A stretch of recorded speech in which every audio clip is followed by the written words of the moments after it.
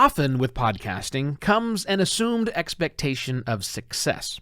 But for many, podcasting is a purely creative expression, one worthy of being better at, but for reasons other than commercial success.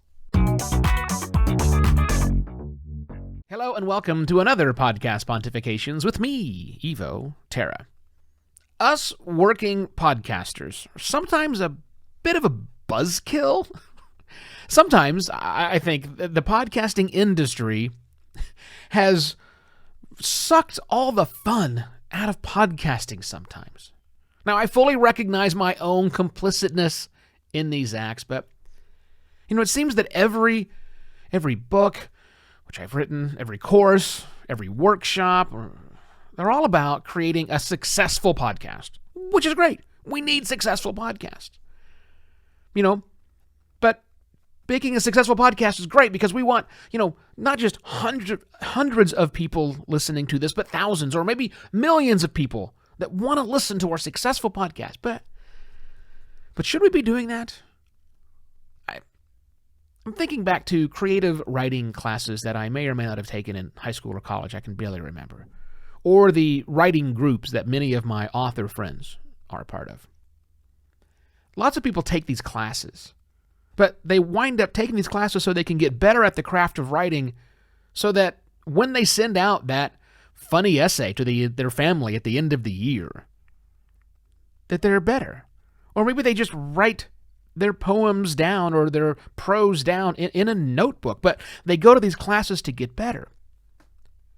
Think about the painters that you either know or you've seen on television that are happily out there capturing the sunset once or twice a week.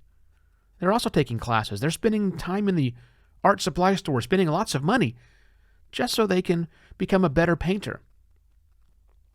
I know photographers. I know people who travel the world who consider themselves photographers who have crazy amounts of gear, capture beautiful pictures all the way that as they're traveling around that they're just, because they love it. Singer-songwriters at open mic nights who take lessons so that they can become better. Their voice can be better. Their guitar chops can be better, just so they can be better at open mic night. Comedians at a local comedy club might take classes from other comedians to get better. Heck, even Toastmasters, an organization which, however you feel about it, is designed to make you a better public speaker, not necessarily a keynote speaker.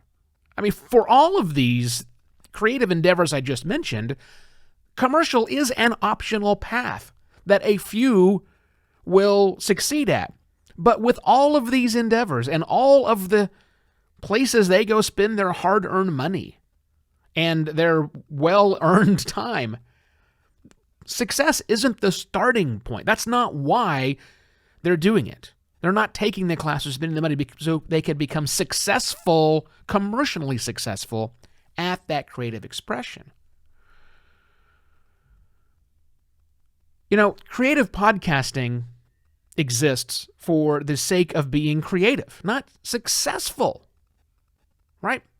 But they are trying to be successfully creative. I think that's the goal they're trying to get to, but where's the support group for that, right? Where is the creative support team in podcasting that doesn't care one iota about commercial success?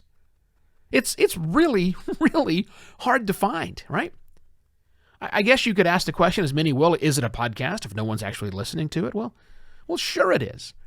But just like that painter, the only people who see that painter are the ones who wind up in their home, in the painter's home, seeing things on the wall or maybe in the workshop if, in fact, they're invited to be there. What are the metrics for success did the art supply store push on that painter? None. How many grandfathers try to measure the happiness or the mirth of their family when they read that yearly letter? None. We're not looking to measure mirth. But podcasting forces measurement. Granted, I don't think it's that much different than other digital channels. I think in digital, because we can measure things, we therefore must measure things, and we certainly will present those measurements to people. But we get awfully caught up in that measurement of success sometimes in podcasting, and we forget that most podcasters just want to be successfully creative. I think that we working podcasters who have found at least some measurement of success, some level of success in our whatever we do in the podcasting world, I still think we have things of value to share with the purely creative podcasters who make up the vast majority of podcasting. And I think we can share things with them beyond how to make the jump from hobbyist to pro. Because look, we're creative podcasters too. Let's not forget that. And let's make sure that we're not trying to make everybody out there a commercial success, because it's sometimes not about being successful. Sometimes it's about being successful in your ability to be creative. And I think that's an important thing we should not ever forget. Two things before I go. buymeacoffee.com/evoterra exists for you to show your support to me, and also some social audio perks. Some new social audio platforms are coming up, and people who are members at buymeacoffee.com/evoterra have some special access.